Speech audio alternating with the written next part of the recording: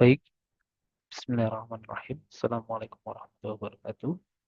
Alhamdulillahirrahmanirrahim. Wassalatu wassalamu ala sayyidil mursalin wa ala alihi wa sahbihi ajmain amma ba'du. Pertama, perkenankan saya Hafiz Khairan Ahmad, Prodi Hukum Universitas Saiful Muhammadiyah, nomor induk mahasiswa 202406000089.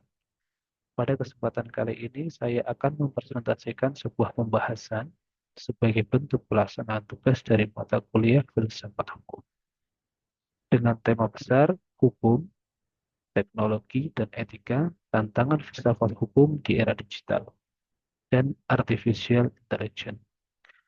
Adapun dari topik besar tersebut, saya akan mengangkat judul Artificial Intelligence sebagai alat kejahatan digital, tantangan filsafat hukum, hak asasi manusia, dan regulasi AI di Indonesia. Next.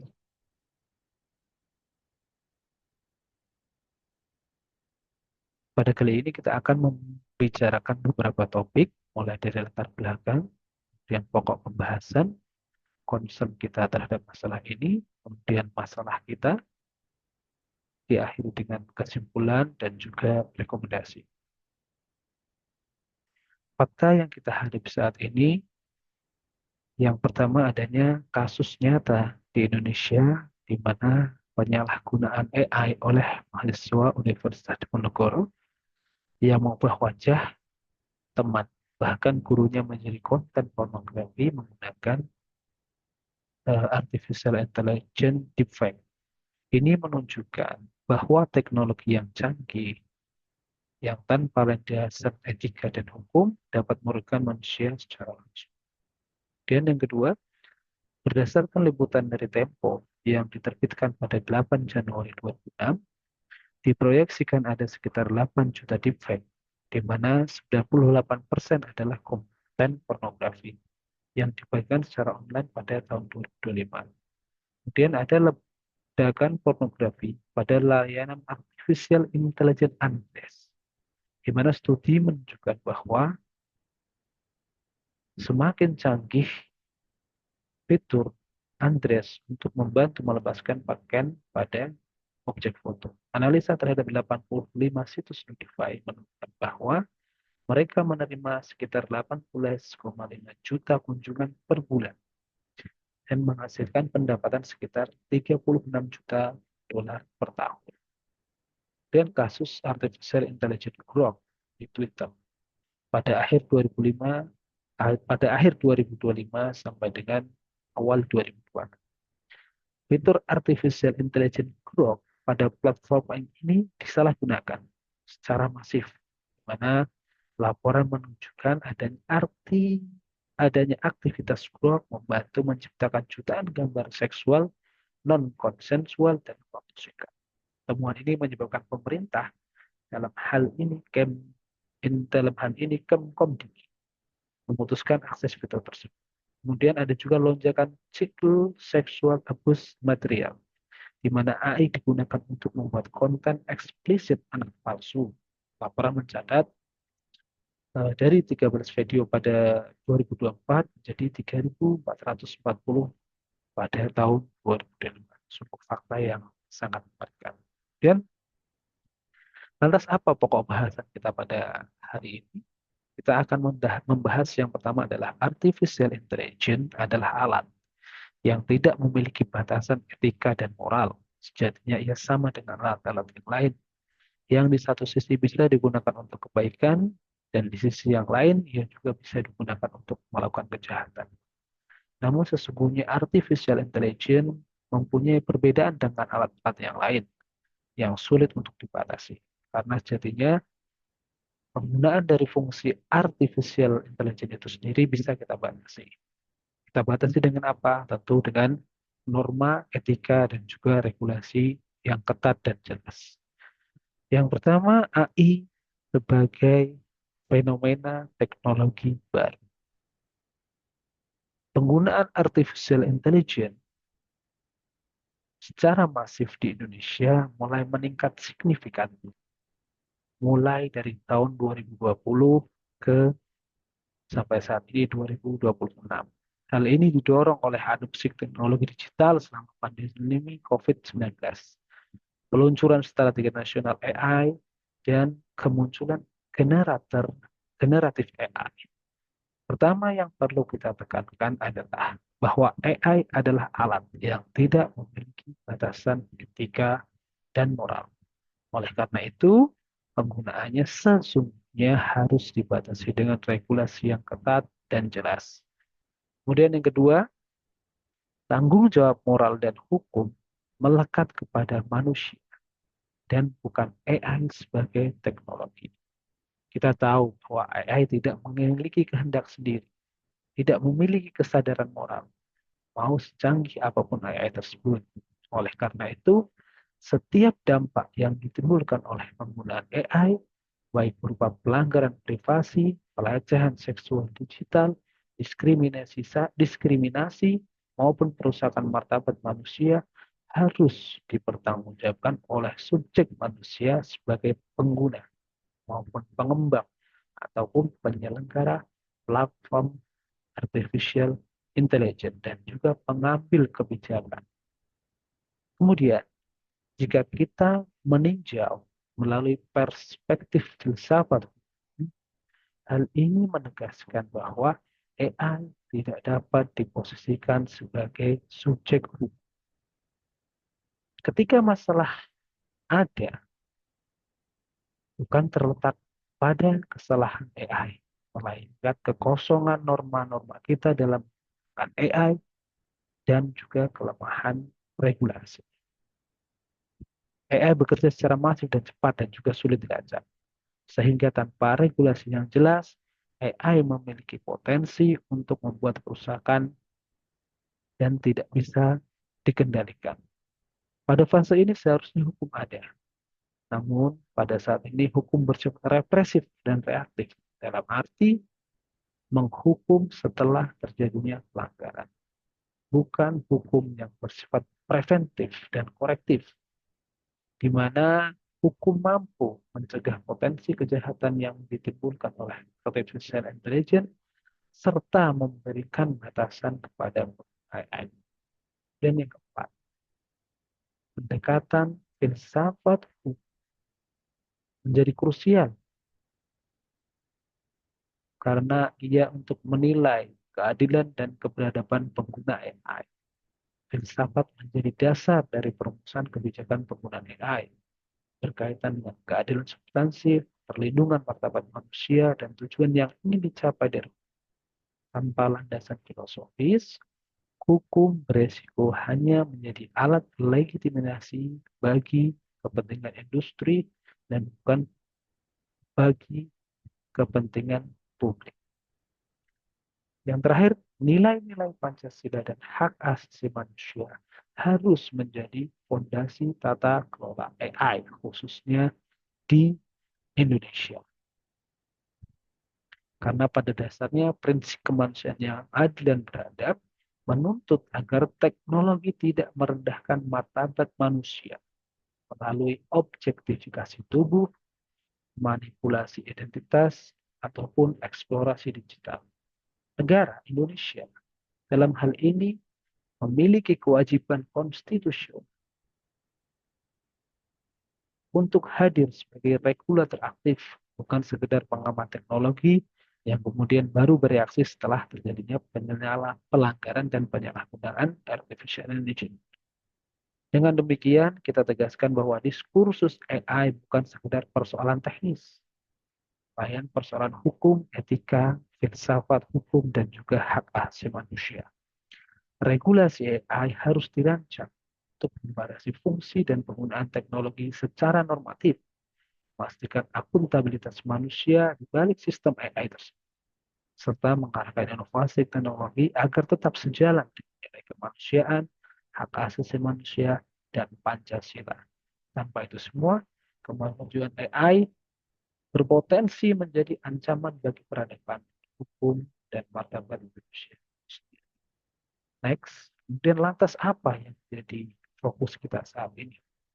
Setelah kita mengetahui bahwa pada hakikatnya AI hanyalah sebuah alat yang tidak memiliki kehendak moral, tidak punya nilai etis, Kemudian apa yang bisa kita lakukan?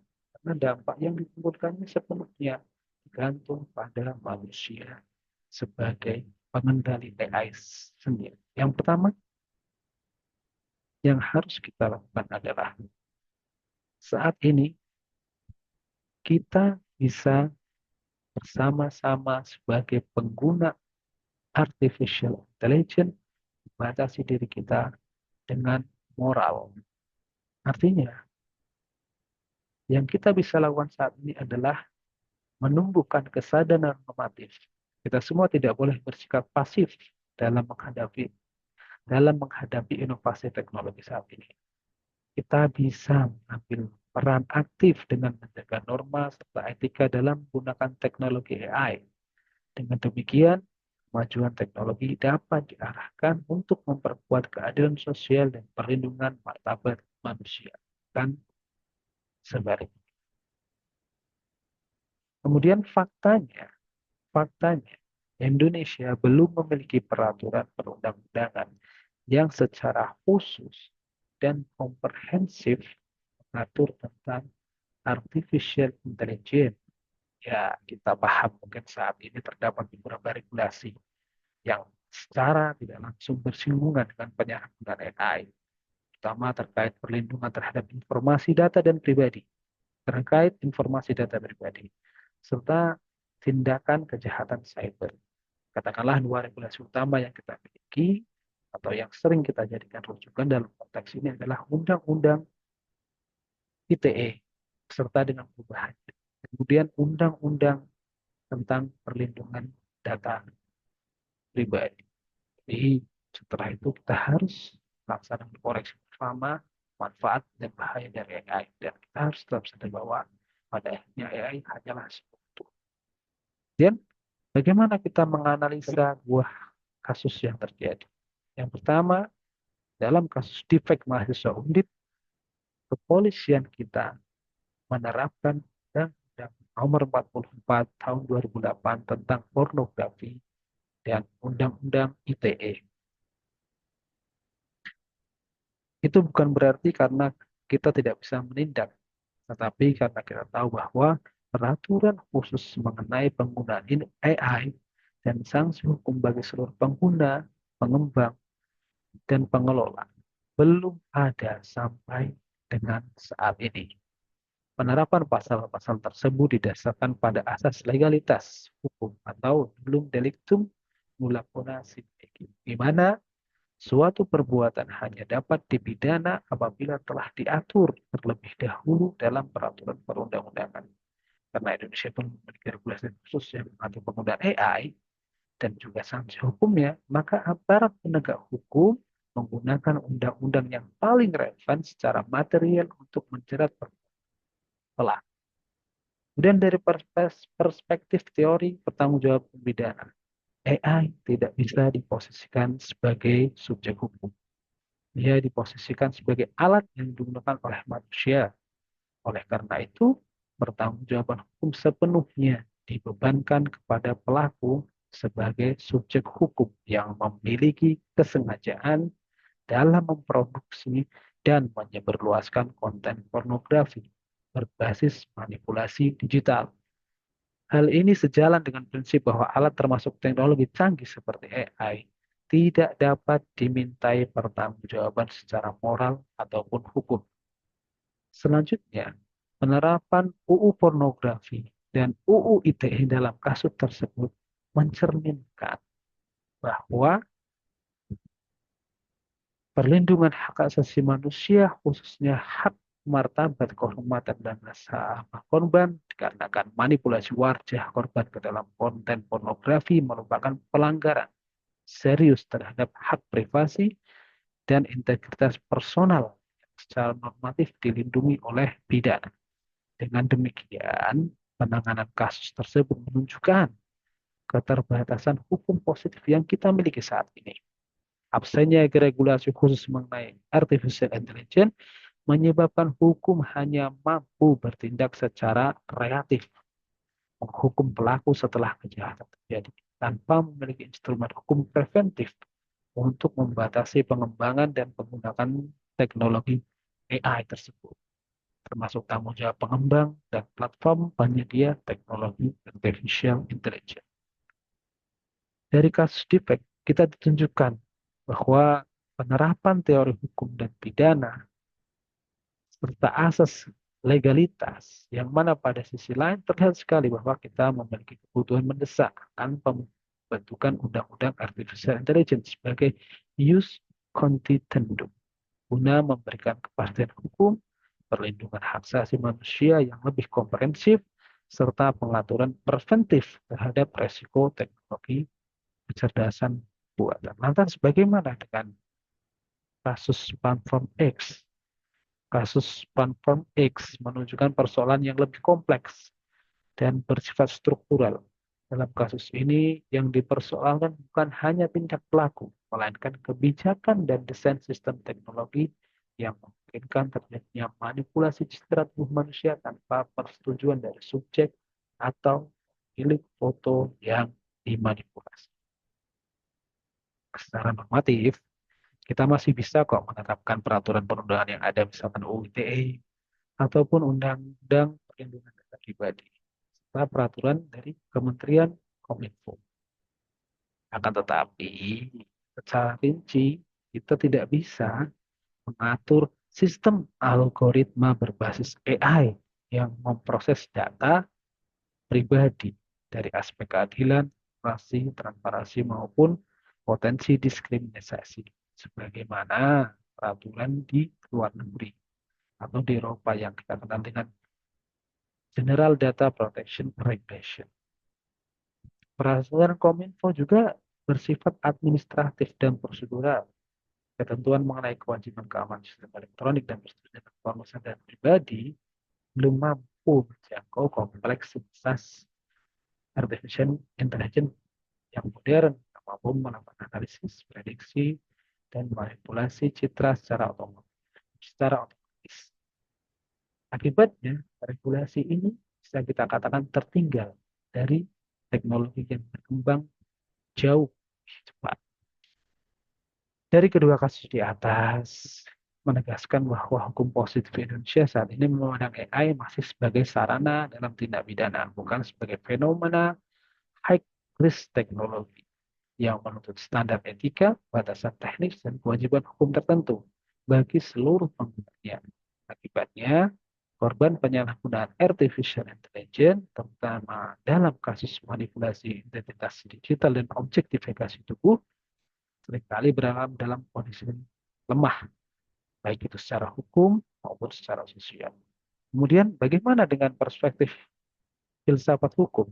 Situasi ini memperlihatkan adanya kesenjangan antara perkembangan teknologi dan tujuan hukum itu sendiri.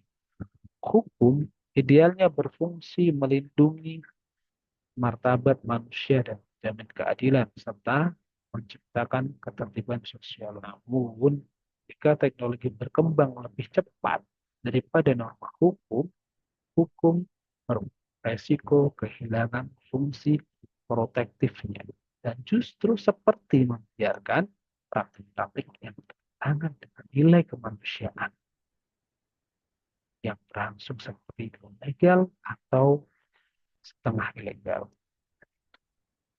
Penulis menilai atau kita menilai bahwa topik ini menjadi sangat relevan dan penting untuk dibahas dalam dunia hukum saat ini.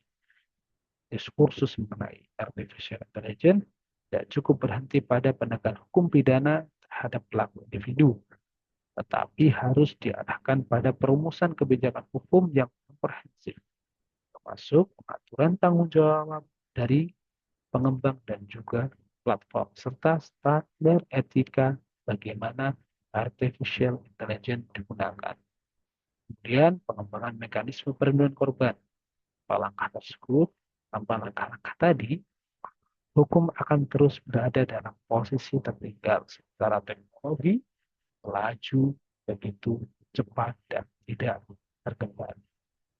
Next, kesimpulan.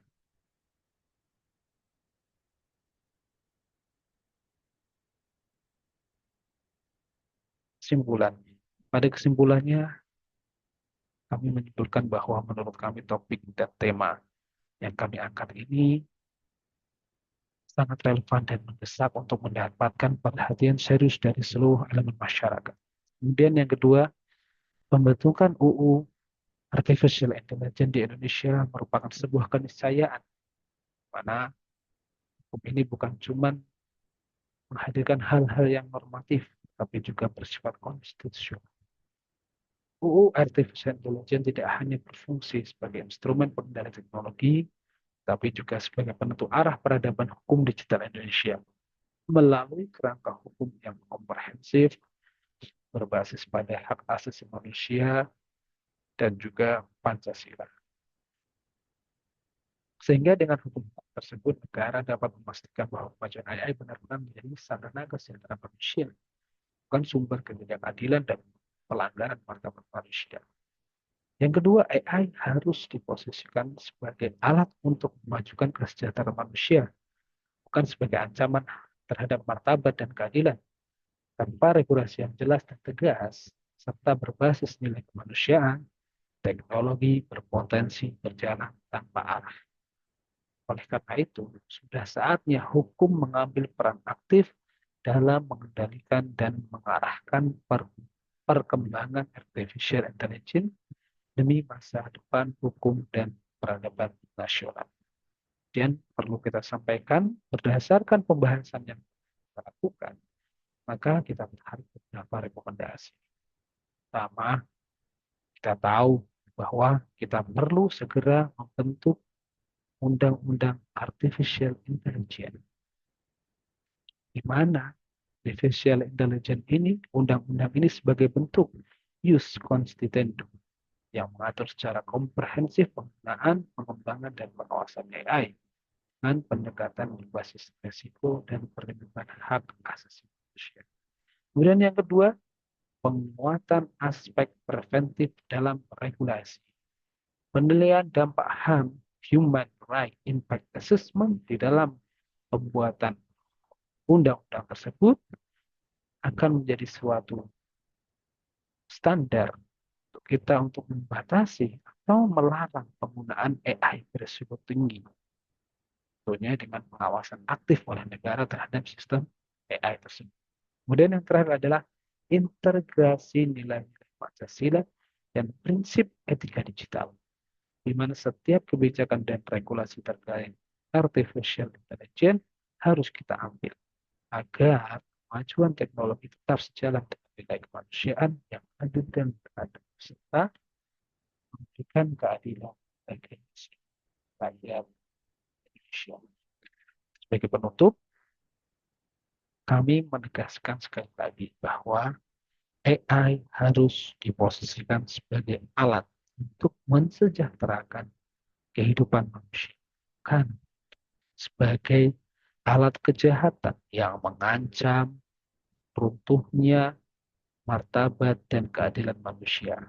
Dan di titik ini, hukum akan diuji. Apakah ia hanya akan menjadi arsip norma yang tertinggal oleh teknologi, atau justru menjadi kompas moral yang mengarahkan kemajuan peradaban digital. Sekian dari kami. Assalamualaikum warahmatullahi wabarakatuh.